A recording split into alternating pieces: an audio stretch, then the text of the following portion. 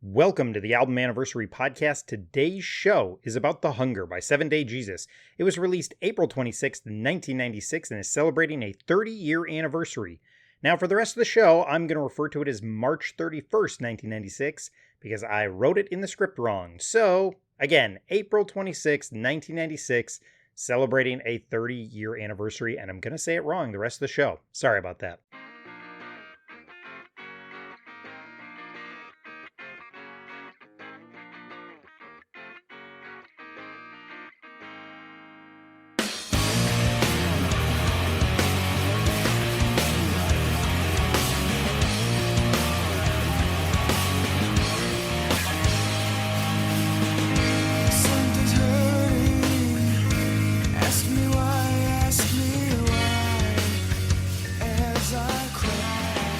I'm your host, Caleb, or Caleb the Spy is what I go by on social media, and every day on social media, I do my best to post about album anniversaries, less so some days. I'm doing my best, I swear. So, on the Album Anniversary Podcast, we take a look at a classic album, an album we love, or an album that's important to us. And today, I have one returning guest. Welcome back to the show, Scott. Always good to see you. Did someone just not sign up for this and you needed somebody? Like, I'm not a good guest on these things, Caleb. Scott, we had a conversation. You chose this one. I asked you specifically. That's true. Yes. Thank you for having me back. I really appreciate it. I'm looking forward to speaking about this one. Always. It's always good to talk to you. And then first-time guest. That sounded true. It is. It's always good. So, sorry, we'll get to our new guest in a second. For a long time, for people who don't know, obviously, Scott and I were best friends in high school, and then you moved away, and, just life is busy. We'd see each other occasionally, blah, blah, blah. And then we started a podcast together, and we were, talking every week, and it was great. Yep, and now that podcast is done, so we talk a little less, so I am genuinely excited to have you on the show. That is true. Yes, likewise. Yes. A moment of sincerity. I'm glad to see you, too. Yes, absolutely. No joke about it. I just cracked my knuckle. I hope my microphone picked it up. All right. And then first time guest, Cameron. Cameron, welcome to the show. Yes. Thank you for having me. I'm looking forward to it. And Cameron, you run, the way we connected is I think I stumbled across your page on Facebook and Instagram, and you run Tooth and Nail News.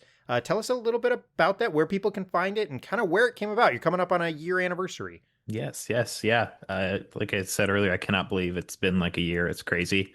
I'm on Instagram, Facebook, and I just started posting stuff on YouTube, which I'll get into that here in a second. But I just wanted to kind of get a platform because I love Tooth and Nail and all that stuff. I grew up on it.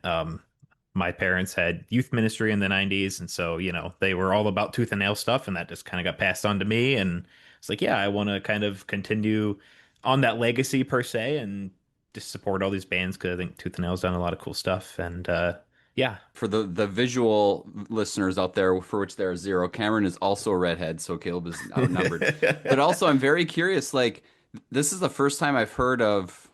I mean, maybe I should listen to these podcasts more. But the first time I've heard a parent passing down Tooth and Nail music to their kid. I tried, and my kid's like, no way. I'm. How successful was that? How did that come about? Well, admittedly, I had a DC Talk phase and all those other ones. We all did. Yes. We all so did. I can't say, I can't deny that. Yeah. But no, I have very vivid memories of watching the Chick Magnet music video with my dad and Supertone Strike Back and some Zayo stuff. And it's just embedded in my blood. That's just a big part of my whole childhood. And, I was into a lot of the 2000s Tooth and Nail bands growing up, Thousand Foot Crutch and Family Force 5 and that kind of stuff. And then as I've aged at my old age of 23, dude, all right, now you're off the yeah. No, I've just really dug more into a lot of the old school stuff, and I've got to talk to a lot of awesome people doing this page too. So it's been really cool. That's nice. Excellent. Yeah. And then you mentioned you started a YouTube page. Tell us a little bit about that real quick. So I started up on YouTube recently. I don't know if you guys are familiar with the Roster Music Club, but I do a lot of stuff with those guys. And I started doing a series where I have old school Tooth and Nail musicians react to new school Tooth and Nail music. And the first video went live on YouTube just Friday, the other day. So that was cool, which we kept them exclusive to the club. And then after a few months, I posted them on YouTube. So the first one was out with Sean from Morello's Forest. And Nice. there'll be another one come with Brian from The Blamed and a gazillion other bands. I'm supposed to be recording with Bill Power and Mike Lewis. Nice. Tim Mann, all sorts of people are in on it. So yeah, I'm excited. That's awesome. Well, that's super very cool cool. idea. Yeah, it's Thank been a you. fun page to follow, and it's always fun when something's on my calendar and then you also have it, and I'm like, okay, good, I got the right date, or at least we found the same source. Yeah. It was on Wikipedia, so it's probably really wrong, but we both have it, and that makes it right. What's your date for the episode I'll be out? What's your date for the Commonwealth by Plank Eye? Do you have access to this? I have boy. a spreadsheet of all. Okay, of you these, did it better let than me me. look. I didn't do it on a Instant spreadsheet. I did it friends. on a calendar, which was foolish, but Let me I wish I look would have here. done it on a spreadsheet. Hold on, we'll edit out the Pause. clickety clacks. I have the 7th of June Okay. of 96. All right. I went earlier because I found it I found 4 different dates for that one. There was like 98 and earlier are like really hard to find dates for. Yep. Mm. So yeah, I have that one. We called out that it could be June as well because I found a March date at one point from a reliable source, and Mm-hmm. yeah, and then the Tooth and Nail archive is wrong a lot. It's a Oh, whole yeah. thing. So I'll give you one last hint on dates, and it comes up on the show. It's part of the reason I named my Patreon the way I did. My Patreon level, the level is it's still Tuesday new release Tuesday to me, because before 2015, albums were always released on a Tuesday. So that is one of the ways I do check dates. Is Yeah. if I look up the date and I'll be like, was June 7th, 1998 a Tuesday? And I'll look it up and I'll be like, it was. Okay, so this is a possible date. Because if you look it up and it's a Thursday, you're like, nope, all right, well, this is wrong, but I'm going with it because I can't find anything else. So, Yeah. well, I say we jump in and tackle this album, not on Tooth and Nail Records, but we'll get into it. Yes.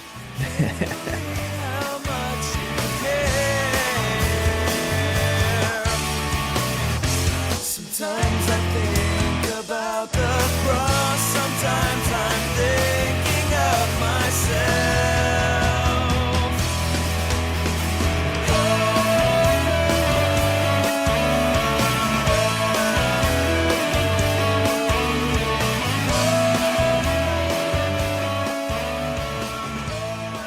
Like we said, we're talking about The Hunger by 7 Day Jesus. Again, as far as I can tell, March 31st, 1996, 30-year anniversary. This is their debut record, and it was on 5 Minute Walk and then eventually Cerebellum as well, but we'll call it 5 Minute Walk since 5 Minute Walk and Cerebellum were the same thing, just slightly different distribution deals. So 5 Minute Walk again in 1996. This was produced by Luis Garcia. I want to say Luis, and if I said his name wrong, I apologize. I said it wrong on the show we covered about Plank Eye. I called him Luis, and I think it's Luis Garcia from Plank Eye and Saki. And so Luis has only 3 production credits outside of Plank Eye. It's this, the Deluxe Tone Rockets, which came up on their episode about the Commonwealth, and then Starwell and Fielding, which I believe is Eric's band from Plank Eye. Yes, that is correct. So that's his only production credits. They're all kind of related to either this, the Deluxe Tone Rockets, or Plank Eye related. But yeah, that's Lewis worked on this as well as Saki. And just for context, Saki did the vast majority of 5 Minute Walk records. He's done a couple other things. He ran and worked out of One Way Studios, which I think was in, if not his house, it was the studio he ran for a number of years. And I always call him Saki. I think that's not his real name. That's what everybody calls him. Producer name. Yeah, it's his nickname that everybody calls him. So those are the 2 producers on this. So sometimes I have sales data, sometimes I have reviews. I have none at all. None. I just think this is pre-internet enough where you don't get any real reviews. And I'm sure Jesus Freak Hideout probably has a afterwards review, and there's probably some that can move on. But I didn't look super hard. Just because you're kind of in that nebulous spot where the internet isn't necessarily archiving everything. And I have no idea for sales data. Obviously, it did well enough, or it caught enough people's attention, because this would be their only record on 5 Minute Walk, which is also interesting because, not too many people sign like a one. I'm sure there's a story behind it, but their next record would come out on Forefront, and that would be a huge hit. I bet you could find sales data on that one. Because that was just a much different album, which I know we'll talk about at some point. But again, this is their only album on 5 Minute Walk, and then they would jump to Forefront. When I was looking up a little bit of context, I did not know or did not remember that they switched to Forefront. And then I was scrolling through the songs from the second album, like, yeah, I remember feeling like they had took a turn, and I'm sure we'll talk about it and how they're kind of forced to or whatever. But it's a kind of a stark comparison between the two albums, frankly. Absolutely. And it's like this is might be a picture of what happens when you go from a relatively smaller label where you might be able to do what you want to a very much larger label where you're not able to do what you want. Yep. It feels different. I know we'll get into it, but there are things on this record that you can't even really imagine. When's the last time you listened to their second album, either of you? For context, when I was preparing for this, but that's, 25 years ago. Yeah, it's been a while for me. Yeah. I like he said, like I listened to it to accompany this album when I was checking out again, just to rehash my memory, but I don't listen to it super often. Yeah. And there's stuff that on there, like, honestly, there's stuff on here that I kept on making little notes of like, wouldn't have seen that on the next album. Wouldn't have seen that on the next album. Like it's overwhelming how much stuff is on this that you're like, nope, it's not going to make it on a Forefront album. And not just lyrical stuff, but like just instrumental stuff. So yeah, it's a very interesting. I would be interested. I was tempted to reach out to a couple band members and be like, what happened? One record deal, switch. That's the Asian Man Records does that. That's a strategy that Mike Park has to help bands get onto bigger record labels so they can take advantage of them. But you just don't see it very much. So it's always interesting to me. But anyway, that's all I have on facts for this album. Any other facts that you guys have? Not on the album itself. Okay. No, I just want to add that I was looking for more episodes of podcasts to listen to about this album. There's only one other one on Spotify that I found. Oh, what is it? So, is it the Hey, Are You Listening podcast? They did a great job of covering it, but that was the only other one I found. So, like I said, there are not many reviews of this album. Okay.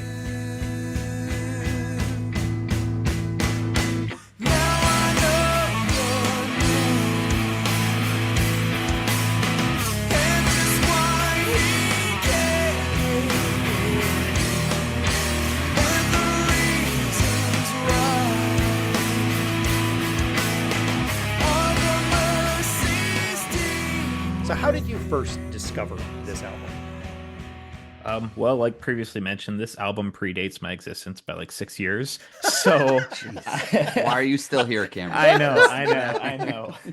So I did not get to experience this album at release. So yeah.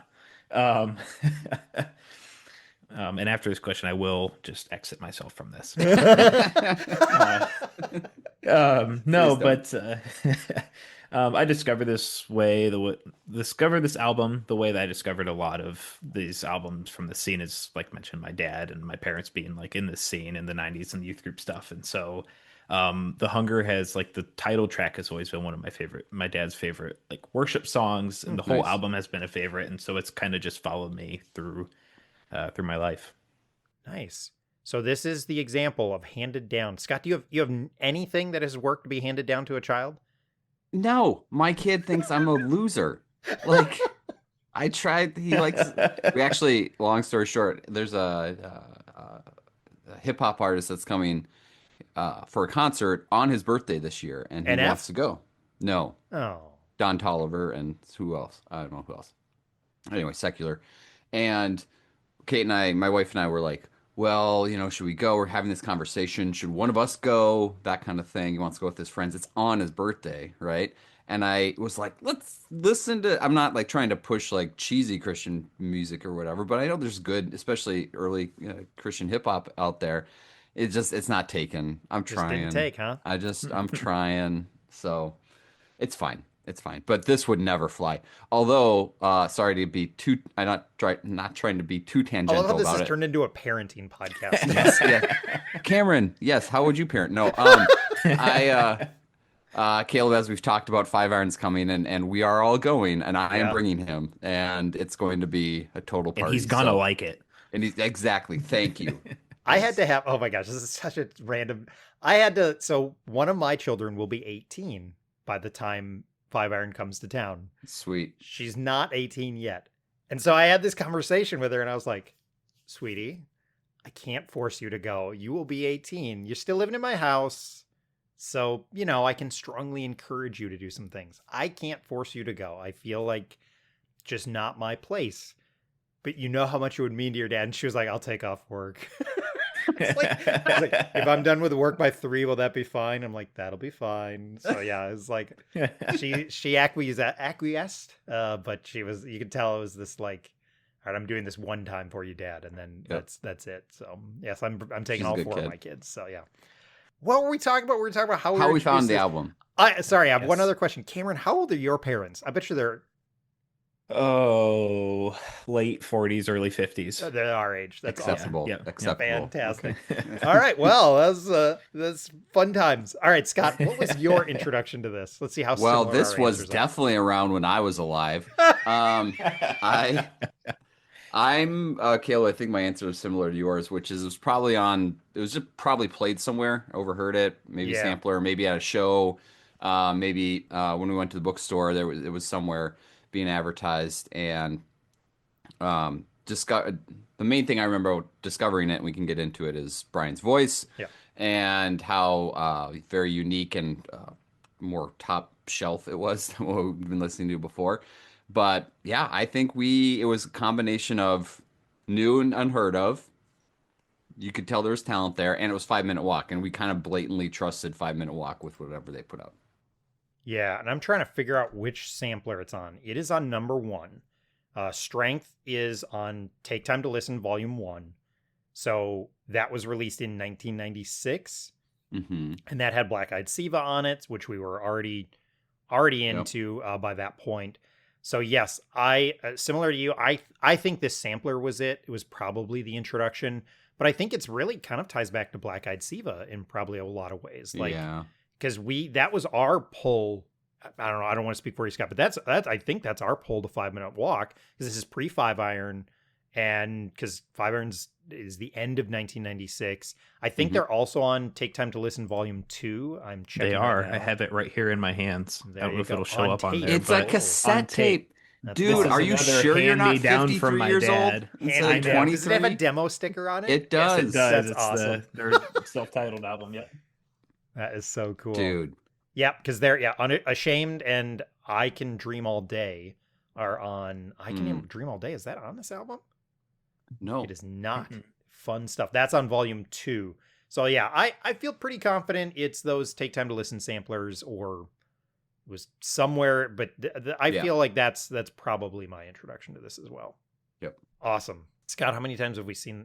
Have you seen them live? Oh, gosh, I know I have once. I only saw them once, and it was before the second album. It was one time. Yeah. So I remember them playing Ashamed and being blown away. We'll talk about that later.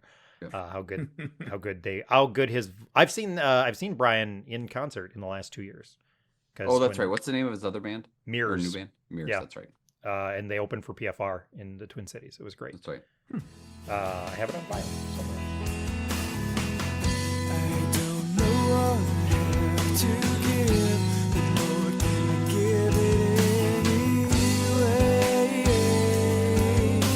I need you, Lord, so now forgive me.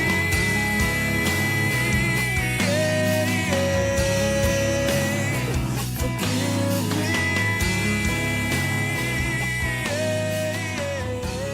What is it that we love about this album? Well, I will start because I'll take the easy answer, which is, I've mentioned before, Brian's voice, very unique, very much a step above what we had been used to. It really felt like, looking back on it especially, it really felt like, well, there were people in this scene who actually had talent. They weren't just plugging them in to get a sound, or, it wasn't, produced. He had, however the band came about, great. They were found. People, somebody instantly recognized that he was a top tier singer, and then combining that with so much grunginess throughout the whole thing was just like prime time Scott in 1996. Yeah. So I kind of wanted both. I've actually never really gotten into grunge or heavy metal where the voice it's like growly or too aggressive or anything. I kind of need that singing voice to at least hit for me. Otherwise, I can't really get past it. And that just Mm. doesn't go to like the heavy stuff. Caleb, what was the band that we disagreed on about Blink 182 or some kind of like pop punky band that I just can't stand, even like some warbling or whatever. There's a disagreement between us. Reliant K is one you don't Yeah, appreciate. Sorry, Pete. You're out of the show. Yeah, Cameron, I'm actually going to be the first to leave. But this podcast. Hey, I Tried will to kick him defend out about Reliant Reliant K, K like yeah. 3 times. Hey, I'll I know. defend Reliant K because I live about 20 minutes from where those guys are from. Oh, fun. So- Whoa. Get him on the I saw them show. this summer, actually.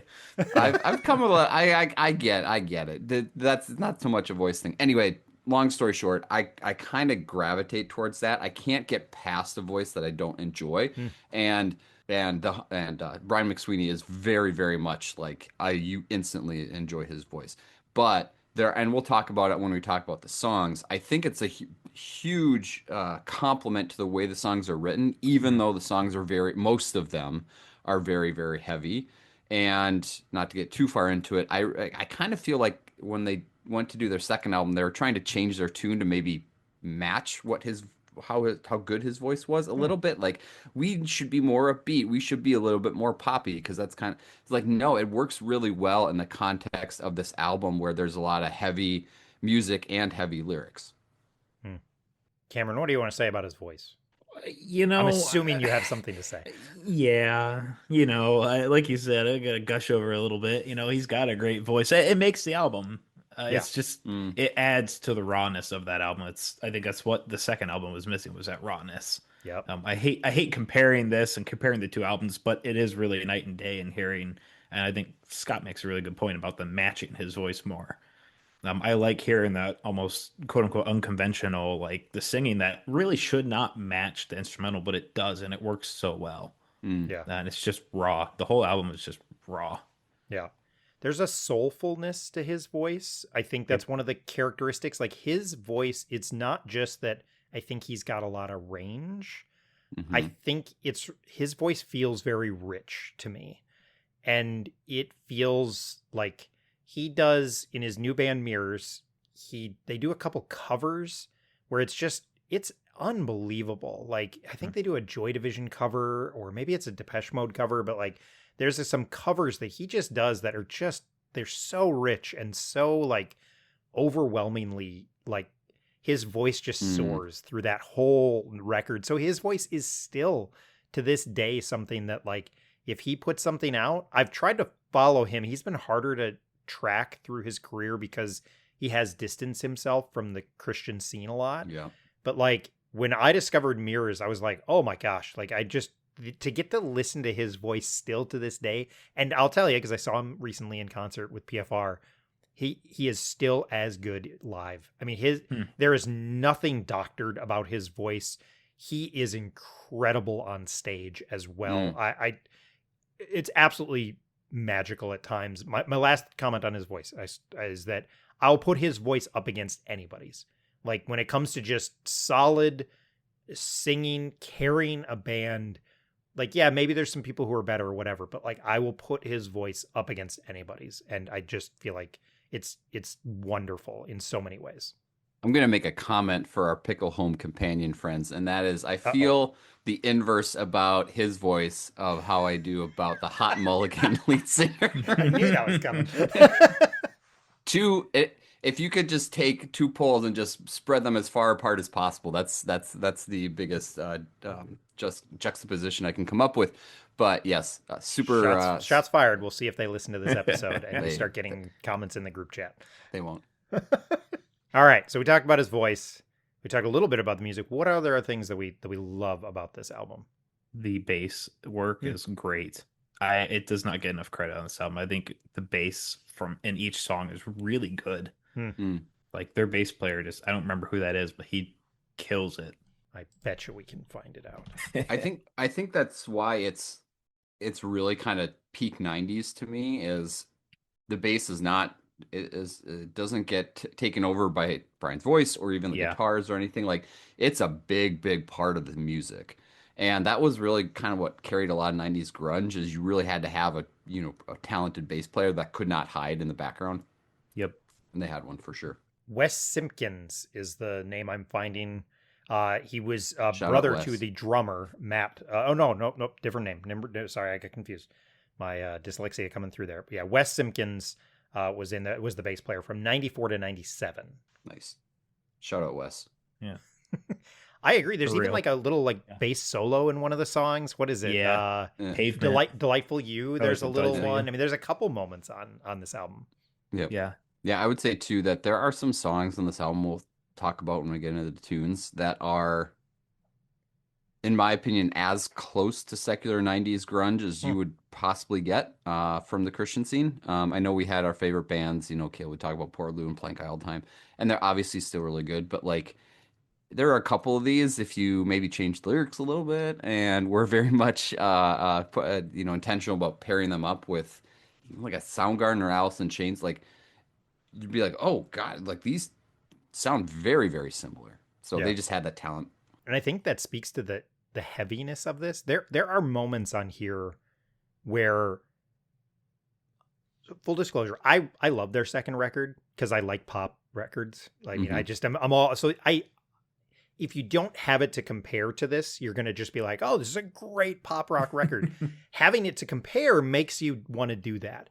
But there are so many just raw, heavy moments on here. I don't want to understate it. I know we've kind of mentioned it, but like there's a couple moments on here where it's raw and heavy, but yet it has a really, really unique guitar tone.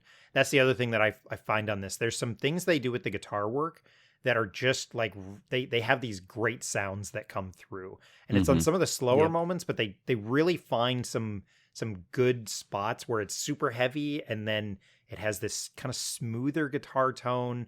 And they also play with a lot of loud quiet, which I always enjoy.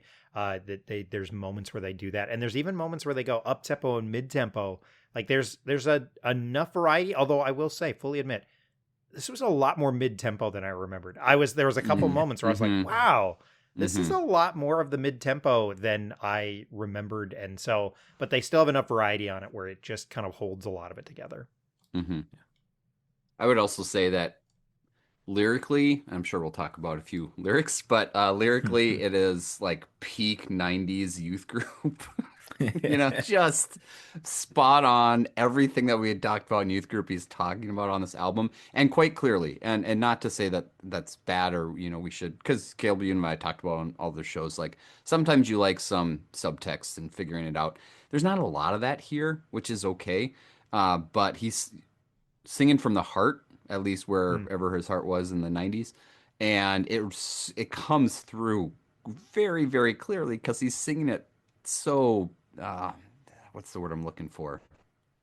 I don't know, intentionally. Like it's coming from a place of truth, not just like, hey, I wrote these lyrics. Like maybe that's what I'm going for, is like, I just wrote these lyrics and they're about Jesus and we can sing them. Like it's something you can tell he's feeling it very, very deeply. Yeah, I mentioned that a lot in my notes. It's like he's very passionate, and they're, like you said, they're very simple, but they are still poetic in that same sense. And a lot of it comes down to the delivery of it. Just for the record, they do technically have a demo that came out in like 2000. I was looking at those. 1994. Yeah. There's a couple of them. Yeah, and then there's like a live one. I bet you can try and track those things down on Discogs, and it'll cost you a pretty penny. Yeah.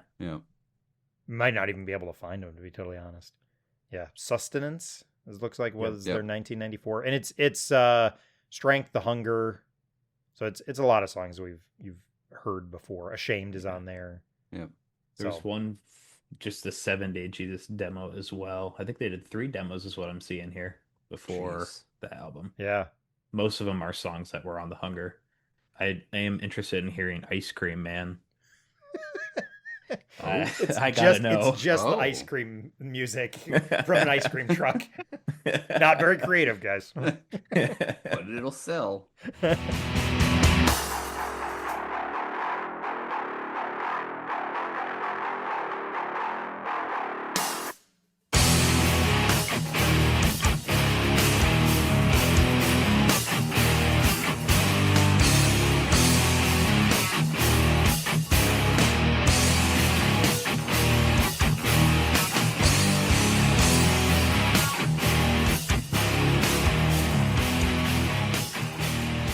What are your favorite tracks from this album? All of them. Oh, Whoa! shots fired. Shots fired. You took them all. All right, Yep, next yep. question. Yeah. No, I'd say I'll go with Flyby. I think that's my favorite. I like the it kind of shows off a lot of the band. I think like the opening and closing tracks do the same. Like but there's something about that song I've always just been more attracted to. I think Brian's vocals are really good on that one. I don't want to keep gushing on him, but I think that song is really good for him vocally. I think It's appropriate. It's yeah, appropriate. yeah. He shows off a lot of dynamics and stuff in that one. I just like some of the lyrics in that song as well too. Yep. This is the song that I really started to first catch that variety. Like they pick it up, it's mid tempo, it's a little. They pick it up, they go quiet, they go loud. There's a lot of variety packed into that 5 minutes. I mean, there's just you could almost, if you were not listening closely, be like, is this still the same song? Because it has it goes with just a number of different ways. When it works well, it doesn't feel like you're listening to a 5 minute song. Like you listen to some of those Yes. songs, you're just like, man, this is dragging on. But this song, a lot of the songs on this album are long, and you don't even realize it. Yeah. Good call on that. Scott, what's the song you want to talk about? Oh boy, I'm thinking about this in terms of actually drafting because I'm like, oh, if I save this one, It's a snake draft. but if I hit this one now, then it's number one pick. I will just go with the title track. I'm sorry to be go there right away, but really, when you pick up an album, particularly one maybe you've heard one song from off of a sampler, and you trust a record label like 5 Minute Walk, you're spending $20 in 1996 on an album. You're like, I hope this is good. And man, A Time to Heal is very much like, yeah, you're going to enjoy this. This is who we are. It really gives you a very, very good, don't have a second chance to make a first impression. Like it is a very, very, very good first impression and just spoke exactly to what type of music I liked. We talked about me needing a voice that I like too. But whether it's the guitar or like we talked about earlier, the bass, it's just like, hey, you're gonna like this because we have a sound that's contemporary but unique. And man, I just love the guitars here. So fun. So I think you said The Hunger, but you're talking about A Time to Heal, the opening track. Did I say The Hunger? I think you did at the beginning, but you said A Time to Heal edit later. it back in, producer Caleb. Not even a real happen. fan of the album. Hold on. And All right, you were I'm leaving. born when it came out, Scott. Yeah, come on. Wait, pause. 1, 2, 3. A Time to Heal. On pause. I'm not gonna be able to edit that in. You got to edit that in and make it like significantly louder than anything else. That's right. Actually, I'll look through all of our old shows and just find when you said a time Yep. to heal, and I'll just time to heal. A supercut.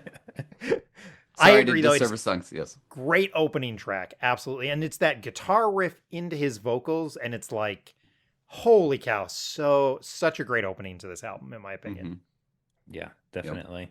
Lyrically, again, very 90s youth group. Like most of the songs, we can say that. A few we can't, but lyrically, just like, yes, I'm thinking and feeling the same things. Thank you for being very direct about it. Yeah. No, and it does a good job of showing off like he mentioned the grunginess, but also it's very like that Christian contemporary rock. It does a good job of blending both of those sounds very well. Yeah. Can I bring up Forgive You now, or do you want me to wait and to dive into that one? No, let's do it. Let's do it. Yes, that is one of my favorites as well. Before we dive into it, I will say there is a line in here that I'm just going to say it. They use the R word. I don't know. It's not. They use a word. There's 2 R words, I guess. There is definitely some sensitive lyrics on this. So a little trigger warning. It's a word that can be used in a number of different ways, but as often can be a little triggering. So if you're aware of it, if you're a little worried about it, you could skip ahead. I don't know, go give us 5 minutes and you can come back and talk about it, or come back to the show. But so let's talk about Forgive You. Okay, I'm free to say the word now. Yes, you can say the word now. Okay. Well, I mentioned before Scott was on here that there's a story behind the song. I don't know, Scott, are you familiar with it? I'm not. I was trying to look it up a little bit, and I couldn't find anything besides some more like higher level, indirect usage of the word itself. So I don't know the story. Okay. Well, then I can share it here real quick then. Actually, on Jesus Freak Hideout, each of the songs have a little statement from Brian on all of them, kind of talking about them. So that was cool. I kind of went through and read all those. But on this one, I will quote him directly here. It was extremely hard to deal with the truth that I had forgiven, or I had to forgive the person that raped my close friend, even absurd. That's when God, in his perfect wisdom, revealed to me that it was my sin which drove his own son to be killed. I've been That's not right. I've been forgiven for the greatest sin of all. How could I not forgive others for their sins? Hmm. Mm-hmm. And so in that first part, I think it's first verse, it's kind of to the person, and then the second verse is kind of to God. Mm-hmm. We're not a lyrical analysis podcast, I'm assuming, so I won't dive too into that. You But can if you want. I mean, you I might mean, I lose me. I'm We not are now. no, I've always really I thrive on like the honest, edgy, genuine lyrics. So that kind of Mm-hmm. drives me to this song. But Mm-hmm.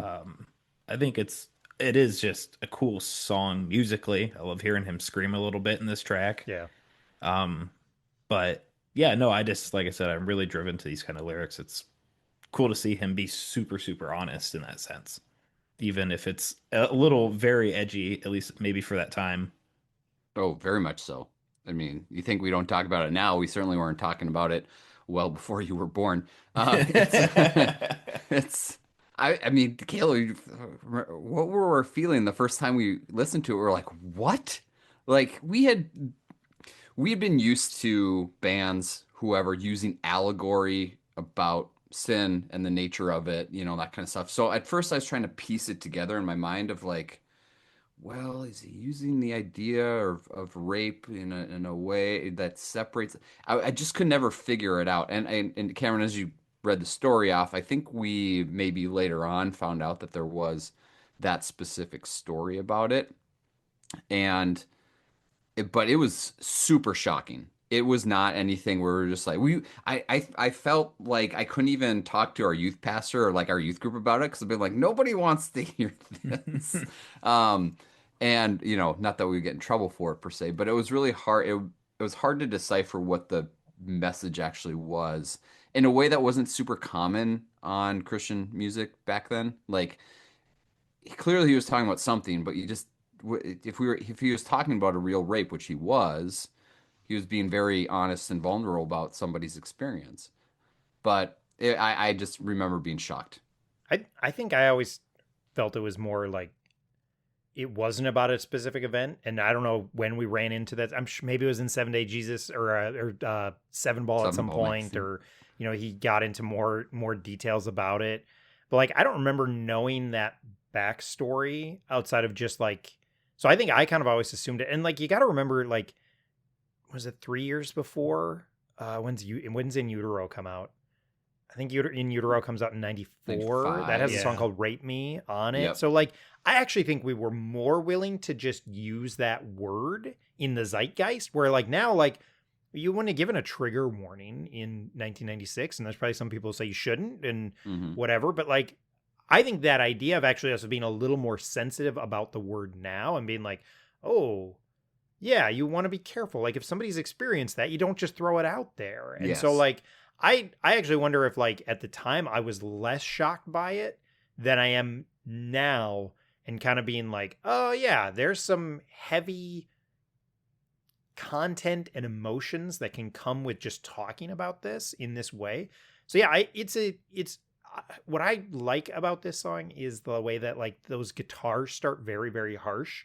Like it's Hmm. meant to be a jarring song, I think. And from the lyrical content to the like the musical aspect of it, there is just something that's meant to be a little jarring about that. And I think that's what's really unique about this song. I think that's well stated, Caleb, because you going back just thinking of the guitar intro in my brain, it's like, yeah, it's not like appealing. And they were trying to complement the lyrics with the music itself, which is not easy to do.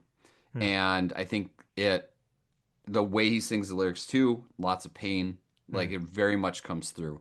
Um, Whether or not obviously he's talking about somebody else's, and I don't know if he's had permission to speak for them or whatever the case may be. Forgiveness for that type of issue is much more, it's a lot different than forgiving other types of issues, right? But, still, again, that the 90s thrust of theology, which is to, forgive, which is that, Christ forgives all sins. That was ultimately the message he was trying to speak. And I think it comes through in the story that he's telling. But I still remember being like, this is on a Christian album. Whoa. Yeah, I remember that too, man. In 2009. Cameron, I'm ready. I am going to go with what is my personal favorite song on the album, which is Pavement. Oh. And yes. And I don't know if it was my favorite back then, but upon my re-listens, I was like, you know what?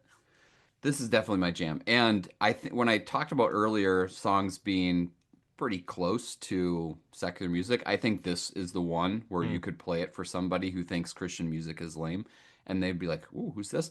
Reminds me a lot of Alice in Chains and Soundgarden. I'm not saying Brian McSweeney is either Lane Staley or Jerry Cantrell. I'm not saying that. I'm just saying that like it's got the same vibe. It starts really, really deep and heavy. Like it just feels like it's weighing on you from the get-go. But then again, his voice comes in and kind of lifts it back up. And there's a really perfect combination of the weight of the music and the upliftingness of his voice here. And I just love how his voice carries this one. It really is super appealing to me. So, going back through it 6 or 7 times, that's for all you dads out there. It was a big, I was like, I'm cutting that. no, you're not. No, I'm not. I'm way too lazy. Yep. But no, at the end of the day, I was like, yeah, this is my favorite one. I really, really struck me. Cameron, what are your thoughts on Pavement? Well, I will say this song did grow me a lot too. Like over the past couple weeks of listening to this album on repeat, like it was definitely not one of my favorites, but it's definitely worked its way up there. But my only other note on here is something that I know you have noted, and I don't want to steal that from you, so I'll just let you go. Oh, the 2-minute mark? Yeah. Yeah, whatever they're doing at the 2-minute mark. Bass kind of. Yeah, that gritty. Yeah. Oh, it's so good. Yeah. That was one of my examples of, well, we wouldn't see that on the next album. It's just it's unique. It feels like real heavy alternative rock, and I love that this song is so heavy to start, and then it softens, and again another song with like a lot of great variety. Yeah, I think you're right about it not playing on the second album, and it kind of speaks to Frank Tate or whoever, just letting them be themselves. Yeah. So, and obviously that people not letting them do that later on led to them breaking up pretty fast. But man, I think it's kind of like the perfect 7-Day Jesus song in my opinion. Have you heard this song called Butterfly? Well, we'll talk about that. No. Is that a good Cameron, one? what's another song you want to talk about? Oh, let's talk about The Hunger, the title track. Okay. I was a little offended by your note on this song. Yeah, dude, Yeah. same. Now we're friends again, Cameron. Okay, that's good. That's good. All right, fight me on it. My note was I think the title track might be the most forgettable song, but clearly I'm wrong, as you guys really love this song. So tell me why Cameron, I'm is your wrong. dad there to bring him on to yell at Caleb? Because you already said I should have. it. Yeah, I'll call him and we'll get him on here. I've had my dad on the podcast. Maybe I should have your dad on the podcast. Okay, yeah, we can That'd be do great. that. I'll arrange that. Well, I do have nostalgia for this, like I previously mentioned. Like this was a track that I definitely grew up with, so maybe that puts a little blinders on me a little bit. But I just think it's a very honest worship track in that sense. It's simple, and I see why to you it's maybe the most forgettable because it is a very simple plain track. But there's something about that. It's a cool you get, was it like 3/4 through the album, you just have this very just simple stripped away track. I think that was a really cool move for the album. Mm-hmm. Yeah, I like the album placement. Good call on that. I agree. Yeah. And I think probably maybe due to its simplicity and maybe due to its tone, like it one of the songs that highlights Brian's voice probably better than most. But I like it for its change of pace as it throughout the entire album highlights the range of the band. Why do you think it sucks? I don't think it sucks. I don't know. I think as I was listening to it, I think it's just maybe it's the lack of those super crunchy guitars, but it's also not like a super acoustic ballad. Like maybe if they would have even stripped it away even more, it would stand out to me, and it's not stripped down enough. And again, is it a bad song? No, it absolutely is not. I do not think it sucks. It's just for me, it's like there's something about the rest of this, and maybe it's because as I was listening to this again, I was kind of embracing and almost like just kind of being so excited about how heavy this thing is at times. And it's not like heavy metal, but it is. It's just got this very heavy vibe to it that maybe this one just threw me off a little, is maybe why I landed there. I'm still glad they included it. I think you're right. It is the right spot for it on the album. If you're going to include something that's a little more quiet, that's the right place for it. Track placement on this whole album is just so good. Yeah. They did so well with that. It's an album that really, again, if you're not paying close attention and taking notes for a podcast, like you can be like, there's probably moments where you're like, what track are we on here? Yeah. Because it just jives. Like even the way Pavement, the way Forgive You ends right into the Pavement, which wouldn't work on a vinyl, I realize, because that's probably where you break the album. Probably, but it's great from one into the next one. CDs versus vinyl. I just have my CD that I still listen to of this, or cassette tape. Or cassette tape on. Yeah, where's the cassette? Break it up. Ooh, I only have the second album, so I can't give you that information. This is the only one. Now I will bring this up again later, but my dad found his demo CD of The Hunger, so nice. That was a recent listen for us. Real talk. Do you have any piece of equipment in your household that can play a cassette, or is it just like nostalgia? I don't have any. The whole reason I have these is my mom was cleaning stuff out, and she's like, well, you don't need these, Chuck. And my dad's like, well, I want them. And she's like, no, Cameron can have them because when you die, he's going to get them anyways. And I was like, okay, fine, I'll take them. I've started to get I have a couple cassettes now, and I don't have a way to play them. Yep. Just the stuff I find in thrift stores, or I got Peg from the Dingy sent me Armageddon Massive on cassette. That's still cool. in the case. Oof. So, yeah. Wow. Nice. And I just looked it up on the cassette. Forgive Me is the end of Okay. side A, and Forgive Pavement me or is, forgive you? Forgive You. Yeah, so they do split up Forgive You and Pavement, which is kind It of a would bummer. be weird to not have those back to back. That's a bummer for the cassette, but not a problem on CD, which is the only way I've ever listened to it. So I love when I'm a nerd, so it's fantasy baseball draft season for me. So I'm doing all my draft prep. Oh man! And when a player falls as far as strength has, you get very excited. Oh my god! What an analogy. Well played. There's so much meat on the bone left, but strength was the song on the sampler, probably. It was, right. Yep. So yeah, it's a good tune. I think I was the only reason I would say I was quote unquote deceived by the tune is because I feel like it's a little bit like you get a really good opener and then you get strength and you're like, this is where the album is going, and all of a sudden it's like, no, let's pump the brakes and like scale it back, slow it down, let's get very serious and about different things, so it's kind of, you don't get the same vibe until the end of the album again, so it's a little bit odd in that way, but again, it's showing off the range of the band in all capacities. But it's fun. The guitar rips. It's a really good tune. I wonder if it was kind of like their big tune that maybe they went to a record label with and said, "Hey, here's what we can do." But dude, it's a really good number two hitter, and 1-2 combo up top is great. I'm done with baseball analogies. I apologize. You better be. Cameron, what are your thoughts on strength? He's baseball. Come on. Just kidding. That's just not going to happen. I had to remind him the Super Bowl is today. So. Yeah, I'm not a sports guy. So when the ball goes, when it crosses the line.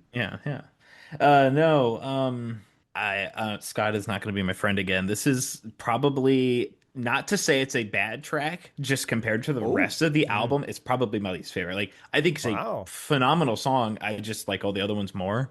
interesting. Um, I don't know why. I just have always liked all the other songs more. But it does remind me a little bit of their self-titled album. Yes. Like Scott mentioned, Mm, like it's probably yeah. the one they went to people with, and it is on their demo tapes, so that would make sense. It's a little more radio friendly or whatever you want to call it. Yeah. But like I said, it's a really good song. I don't hate it by any means. Yeah. Yep. It's we talked about this recently with Plank Eye, like where I don't think the one and only is as much of a left turn as people want to say it is, because there's songs on Commonwealth that you can kind of see would be at home on the one and only. Hmm. I feel the Yeah. same way about this. This Yes. is the song that feels the most at home in their next album. And Yes. so I Yep. can see why some people may not like it as much. But again, I think I don't mind when they go super poppy. I just, again, I that's fine with me. It just is a different approach, a different sound. And this is the song that I think is the most at home on that second album. And so it is like maybe a little of them kind of expressing some of that, and maybe they were forced to do more of it than they wanted. I don't know. I don't know the full story of where they all went, but I do think that's what's kind of unique about this is I don't think Butterflies is much of a jarring left turn if you kind of look at this song. Mm-mm. Yeah. I love that argument. I've gotten to use it twice now. Let's talk about Kid A by Radiohead. No, I kid. I'll go with Delightfully You because I like that song a lot. That's another one that kind of really grew on me throughout these listens Hmm. because it goes everywhere. The Yep. beginning is kind of has that almost poppy feel with that. There's snare hits and very jangly guitars, if you want to put it that way. And then it takes this very melancholic feel into the chorus and all this stuff, and it's everywhere, and it's awesome. Like I love that it's everywhere.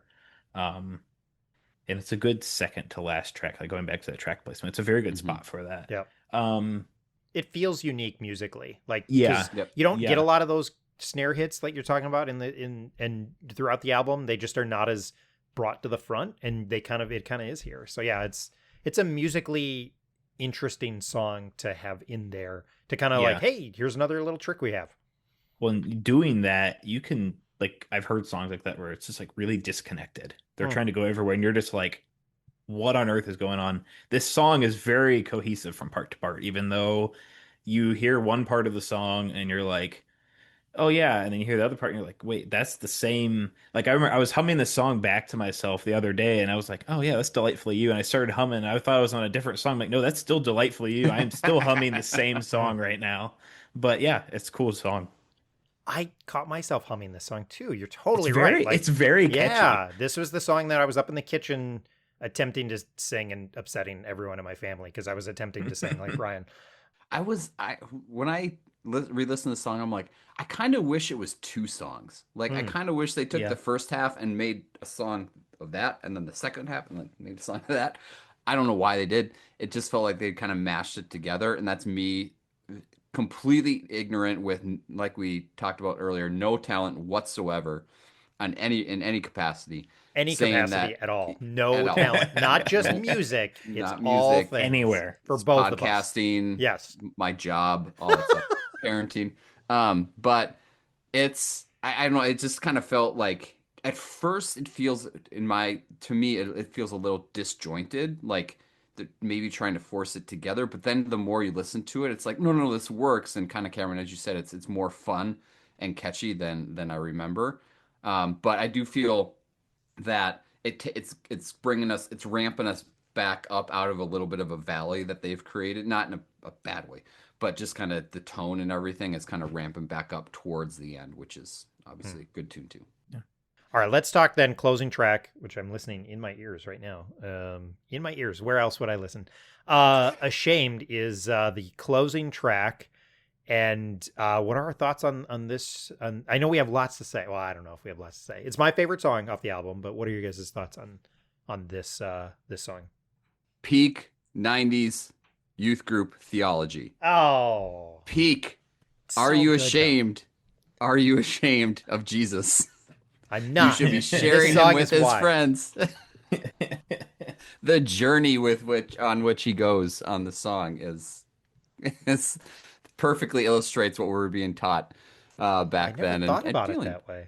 Really? I mean, Dude, it was like it's just you such a pick- great song. I just don't Well, care. yes. Well, but I think it was adding to the how much we enjoyed it was like he's speaking Huh. to exactly what we are being told week in and week out about sharing our faith. That's always what I'm trying I'm not downplaying the song by any means. Sounds like you are, man. No, We're gonna fight I'm just again. again. All right, if we got to. No, I just like I know Cameron, you're like theology in the 90s. You guys are old. But it was yeah, I think that complementing the amazing music was like it's super satisfying. Yeah. Yeah. Cameron, what are your thoughts? I only wrote one line of thoughts just simply because I can't express just how good this song is. Like it is a great closer. I'm reading the lyrics right now and I see exactly what you're saying now that I'm reading them. No, it's Yeah, when it does a Lecrae good said job. it was a lot cooler. I will say, like it just sounds a lot, Mhm. a lot Yeah, cooler yeah, coming yeah. from Lecrae. Scott's totally confused. Who's Lecrae? I don't know. He's that Christian rapper, and that's like the I unashamed. know. Oh, you did know. Oh, good job, you. I Sorry, saw Cameron. I Lecrae this totally summer actually. my stupid joke interrupted you. I think the whole song just really it's a good closer because it highlights everything well. Yeah. Yeah. Brings everything back around. I think Scott, you mentioned with Delightfully You, it's ramping back up and it ramps really well right into Ashamed. hmm Yeah, It's got that slow build towards the end Yep. of the album. Yeah. I love And it crescendos with him singing perfectly and just really nice heavy guitar, just just really forcing the point home. Yep. Yeah. It's another one that I really like the guitar tone on it. Just the guitars sound like there's moments where they sound, really clean at the beginning and then they get really heavy and grungy towards the end and like there's just a good mix of that. And I will say it, like if you haven't been impressed with his vocals to this point, his vocals are just I think they're amazing on this Oh, song. yeah. Like, they just soar and again, yes, is it a little like still has some of that rawness, like maybe it's not a super high end production, where they would go on their next one when Forefront's paying the bill. But man alive, I just think his vocals are so great on this. Like they feel so warm, so rich, so deep, and just I don't know. It's a great closing track. It's one of my favorites still to this day. Yeah. Definitely. It does such a good job of closing this album up. Yeah. You reach the end and it's not even like I don't know, you get to the end of some albums and they're just like huge and everything's almost chaotic and it doesn't do that, but it's still big, you know? Yeah. Mhm. It's almost like they knew they were writing a closing track when they wrote this one. I think so. I think they had this in mind. Yep. Well, I think this was on some of their early demos too, it is the final track on this demo I'm looking at here. Mm. So they must have just, like you said, wrote it as that closing track. They've had that in mind the whole time. And I do remember the one time I saw them, I don't think they were the opening band. I think they were I think they were the opening band. I think they were opening for somebody else. And they closed with this song. And it's another good example of where I'll say, again, not to overly gush over Brian's vocals, but it sounded just as good live as it does on this album. And still to this day, I mean, there's not a lot of touch up in the studio on this. He really can do this in real life, and it's pretty amazing. How I need you, the hunger. Only you can feel the hunger. Only you can feel the hunger. It's 30 years later. We want people to go back and check this album out. It's something that clearly means a lot to us. We wanted to sit down and talk about it for an hour and a half or so. Why is this an album that you want people to go back and check out, or something why it still holds up to this day? We've talked about how in that kind of 94 to 98, 2000 range, we were listening to bands that we felt could hold up in the marketplace and that were really our own. Like we felt like we were justified in listening to them when they came out with albums that were quite good. Yeah. And I think this album and this band, is like that, but when I say the next tier down, I don't mean in terms of like quality or lyricism or what, and that's not the case. It's just they were never as popular as some of these other bands that we listened to and followed around. Like we probably only had that one time to see them live, if we did see them live, because they weren't around for that long either, I suppose. But I feel like they were kind of less popular, but you could still be like, hey, you guys like this scene? Like, have you heard of these guys? And more people in other bands would be like, oh, no, I haven't heard it yet. And it just kind of blows you away because the band knew who they were, I feel. They had a really good identity. 5 Minute Walk let them be themselves. And it is a album that shows off a wide array of talent, both musically, lyrically, and vocally, and you get the full spectrum of them in 10 songs. And I think the comment that you guys made earlier that's going to stick out to me is you don't really know that time is passing because the songs are long, but they don't feel that way because you're kind of immersed in them musically, and it does hold up in some of in the 90s grunge space because a few of these tunes are very, very heavy, and they were not they were very willing to be that heavy. So, but again, for me, it wasn't like getting then into like the screaming stuff or whatever. Like it was kind of like on the edge a little bit. So I always was proud of this album to own it, to kind of give it to a friend who might want to listen to it. And upon re-listen, I'm like, yep, I remember why. Nice. Cameron, how about for you? I going back through this and answering these questions, I was like, what do I love about this album? And I couldn't like pin something down. It was really hard to pin down. I was like, this shows how good of an album it really is because I like so much of it. When I made the joke about saying, "Oh, what's your favorite song?" All of them, I do like truly mean that. Like the whole album is good. It's hard to not mean that statement. I hate saying that but it's. I would go as far to even say it's a very almost perfect album. Like it shows the band off really well. Every moment and every song works together. And there's just so many albums where you get to the end, you're like, man, I wish it was longer. I wish there was like a couple more songs. I feel very fulfilled by the time I get done with this album. I don't obviously, I wish we would have got another album that sounded like this, or a couple more songs would have been cool, but I don't know. I get to the end, and it's like, I'm content with this. Let's play it again. I'm happy when I get to the end of it. I think it's a very complete work of art, if you want to put it that way. Nice. And I'm not actually trying to make a joke here, but for someone who is 23 who can pick it up and listen to it and be like, hey, this is good. Like it kind of tells you how much it's able to stand out in regards to other ones. Because obviously you weren't around back in the time and that theology wasn't being played into your brain every week at the same time you were discovering this and feeling like, oh, I kind of got my own scene. Two things that I kind of forgot about. I always felt like their second album, I was like, it's good. Caleb likes. I just never Caleb was likes like, it. He's crazy.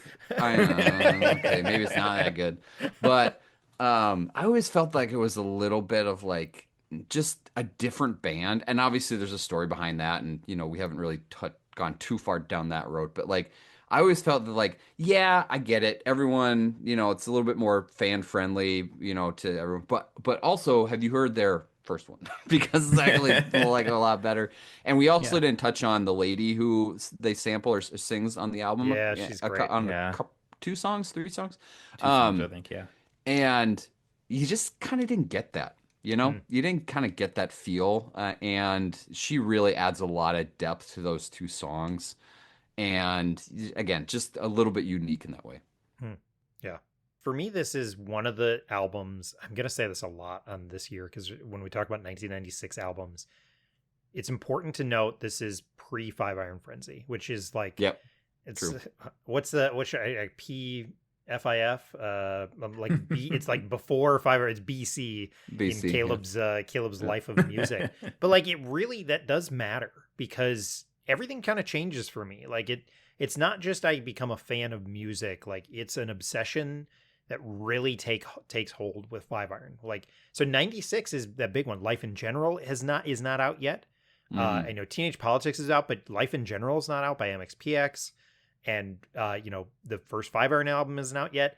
when this comes out, the first Supertones album isn't coming out. Like, my life takes a change in 96 into those things. And that becomes my like musical obsession going forward. And this is another album that kind of solidifies the scene, I think. There is immense talent here that I think it wasn't just that these guys were pushed forward because we won another alternative Christian band. Frank Tate clearly identified there's massive talent here. Forefront clearly identified there's massive talent here. Yeah. And I think that's something that's really, it's important to me. This sounds so corny to think about, but it's important to me as like a teenage kid who wants to listen to Christian music, and you can put this on and be like, wow, super, super talented musicians. There's some rawness here. There's some things maybe they work out, that there's a change in the next album, whatever. You can listen to Brian's voice and you can listen to the instrumental performances and just be like, man, it's really cool that we had super talented people to listen to in the mid-90s who were putting out just really unique music that I could connect with. And I think that's why this stands out so much for me. It is a true gem. That is accurate. Well, like speaking to that, it's, you know, you're mentioning it's before all these albums. I mean, maybe it's the same year as some of them, but like that show's just almost ahead of the game they were. Yeah. Like, yeah. I mean, I would fight this as a very monumental album for the scene. Yeah. Like over in the Rochester Music Club, we've been doing like the top 10 90s Christian alternative albums. I've been fighting for this album, no pun intended, tooth and nail, because it's a great album. Yes. Yeah. It really is. Awesome. Are we mad that Forefront made them go that direction? Like,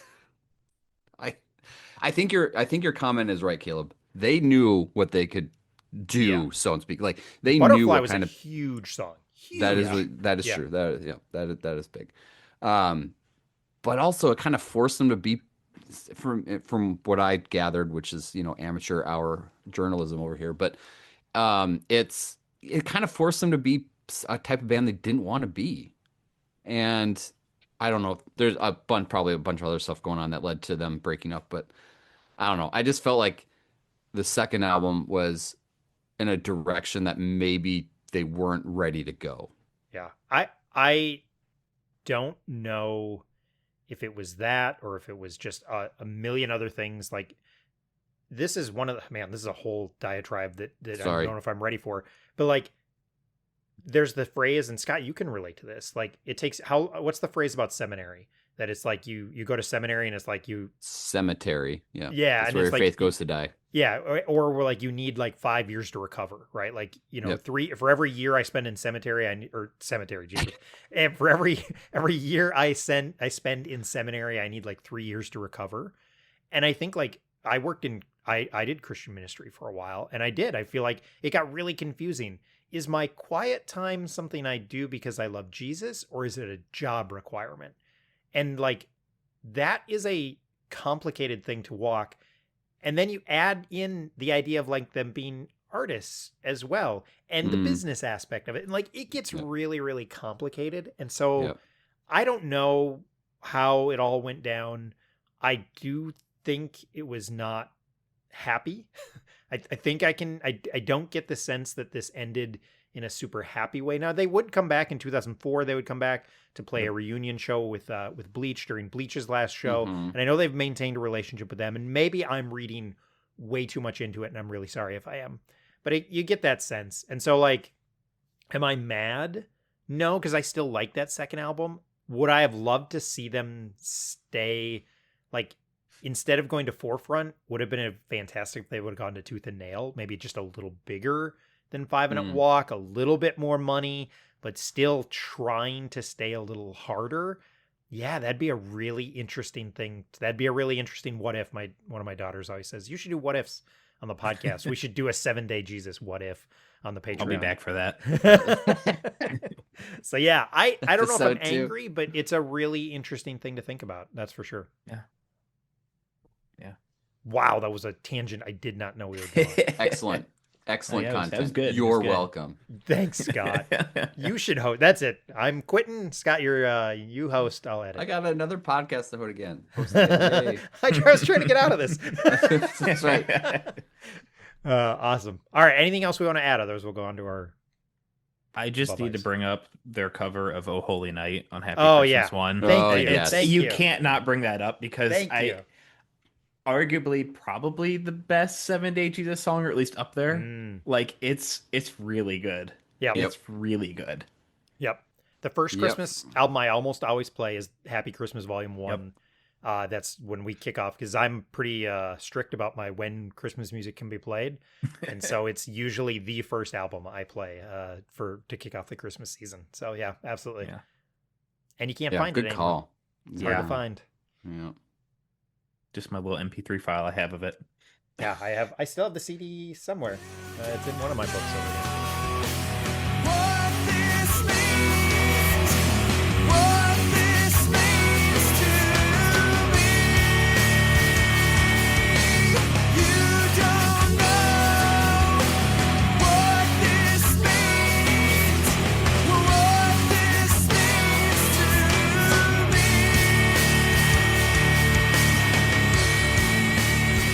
What this means. That is it. That is our breakdown for The Hunger by 7 Day Jesus. This was super, super fun to talk about. I love doing the show. Thanks for listening because I get to do this sort of stuff and it's so stupid. It was released March 31st, 1996. Again, we believe it's celebrating a 30-year anniversary. I know at some point in 1996, it's celebrating a 30-year anniversary. Scott, I'm going to start with you. Where can people find you online if you want to be found online? Have you deleted your Twitter account? Everybody needs to know. Oh, that's true. I have not just yet. I was waiting for the We're gonna get NBA a trade social deadline to media update on you happen. every month. That's right. I am. I'm not really active on Twitter. No, you can find me. Best place to find this is a dumb name, but it is my name. It's hispaleness.bluesky.com or whatever it is. That's where I'm usually posting if I even do post. I just kind of watch and lurk like a creeper. So, but also too, of course, Caleb and I have a podcast that is still up and will be up and archived, which is I Survived Youth Group in the 90s. So if Cameron, I would love for you to, share that with your parents and see if they had the same experience. I can do that. And maybe they would want to come and help revive the show because it's on a long-term, indefinite, probable, never coming back hiatus. And we interviewed our old youth group friends and people who went to youth group in the 90s to see how their faith has changed over time. Tons of interesting conversations, and we got a good 50 or 60 episodes out before we paused. So go back and listen to those. They are very fun. Speaking of that, can you get into the Spotify account? Because I can't anymore. You should try, because I can't get in and I'm not sure what's going on. I get unable to load details, retry. It's definitely not coming back now. I'm hoping. yeah. Can you not get in either? No, I can get in. I'm in right now. Okay, did you change the password? 1,000 listens. No, just kidding. Okay, I good. did not change a dang thing. I'm glad you can get in, because I can't. Because if we try and do one wrap-up show, I can't upload it. So anyway, that was a weird aside. Sorry for that, everyone. This show has gotten out of hand. Cameron, tell us one more Awkward. time where we can find Tooth and Nail news and all the cool content you're putting out. Yeah. I'm on Instagram, Facebook. Those are like my main ones. Like mentioned before, I'm starting to do stuff on YouTube, doing the old school Tooth and Nail musicians react to new school Tooth and Nail music. Did stuff with members from Morales Forest, The Blamed. Got stuff coming with guys from Blunderhead, Polar. I have a very, very special guest coming up that I will not reveal now, just in case it falls through. Sure. But I don't want to get too ahead of myself there. I've had those moments. Yeah. Yeah. I cancel on Caleb all the time. It's no big deal. But yeah, those are my main things. And I'm doing a lot of stuff with the Roster Music Club, so I will promote them a little bit too. Cool stuff going on over there, tournaments, and there's a lot of group hangs that we do with Tooth and Nail musicians and stuff, guys in that scene. Yeah, that's about all I've got going on right now. Awesome. Well, super excited. I think you mentioned, I know you've done a little live event before, but like this getting to be on a podcast for hopefully it was good practice. Yes, I think and so. lots I more think so. podcasts to come. So it was super great to have you. And Yeah. the fact that you're so much younger than us was a great joke. I'm glad that worked out. Thank you for not being offended. Yeah. Thank you By for not being myself. offended and for By my humoring us nature. old people. Yes. I now need a nap. I didn't sleep well last night. My agita really got, there's a whole other discussion. It's an old Very person old. thing. Yep. All right. Yeah, I wouldn't get it. I need some You of that will DHE. someday. Mhm, It's around the corner. It's not. It's you got time. You got time. Let me tell you. You really do. Yeah. Awesome. Well, thanks so much, guys. Thanks for hanging out. Super Bowl Yeah, Sunday. thanks for having me. Little view behind the pop filter and hanging out for a couple hours before we go eat chicken wings. Amen to that. Awesome. Thanks so much, guys. Yep. To their place, I won't hide and see your face. After all, I've never drowned before. Why do I feel this way? God is near, not far away from where I delight for you. Thanks for listening to this episode of the Album Anniversary Podcast. I want to say thanks again to my guest, Scott. It's always great to talk with Scott. Been talking to him for 30 years about music, and it's great to get to do it on podcast form. And Cameron from Tooth and Nail News, go check out their stuff. Super cool stuff going on. He has clearly found an audience that wants to talk about that stuff, so go check out his stuff. Super fun to see. Again, album anniversaries and other discussions, things going on there. So go check out his stuff. Let us know what you thought. What do we get right? What do we get wrong? What are your favorites from this album? Why is Brian's voice so amazing? I'm still on all the social media despite my better judgment. I'm on Twitter, Instagram, Blue Sky. I'm on YouTube. I do some shorts there occasionally, and all my shows end up there. And I'm doing Patreon. I got it's $2 tier. It's an extra show every month. It's a little more kind of out of control. Sometimes we might do another album anniversary, but a lot of times it's just kind of people hanging out, talking about random stuff, music, usually related, sometimes not. I don't know if it got mentioned on the show, but CalebTheSpypodcasts at gmail.com. I have a spreadsheet. If you want to be on the show, let me know. We will try and work something out. I have a spreadsheet that tracks all the shows I'm planning on doing. It does change occasionally if you got to this point in the show. There are occasional changes to it. So keep an eye on it or, put your name on stuff. I do my best to work in as many people. Please subscribe, share the podcast, leave a rating or review. It helps those of us who are not famous to spread the word about our little podcast. Thanks so much, everybody. We will talk to you soon.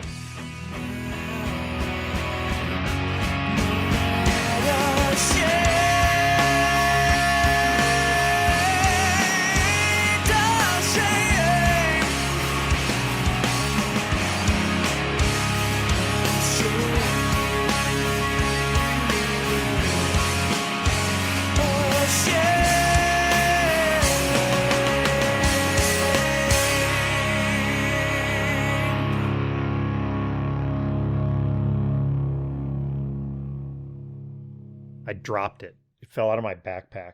Dang. Oh, no. And I'm a little worried.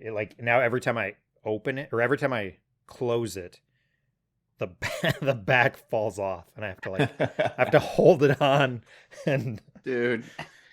so I'm holding out before I have to replace it. So all right, well, we'll get going here. Yeah, see, that was too loud. Okay, I'll do my little intro. It all looks right. Okay. I didn't even check if that was an accurate date. We're going with it. All right. Just making stuff up. It's on my calendar, so I'm assuming I'm assuming I found it somewhere. Oh well. We'll see. You don't have to add this in, but recently Sean from Morello's Forest went on the Black Sheep podcast, and he brought me up on there and started talking about like how I got all this music from my dad. And they're like, man, it must be like, we always wish we had a cool dad that got into music. And I showed my dad that clip, and he's all the time like, yeah, well, they said I'm a cool dad. And so he just keeps bringing that up all the time. I'm like, no, that went straight to your head. That's fun. All right. What were we talking about? The hunger. Yeah. Yes. How offended why we I'm are. wrong. Yes. Yeah. Yes.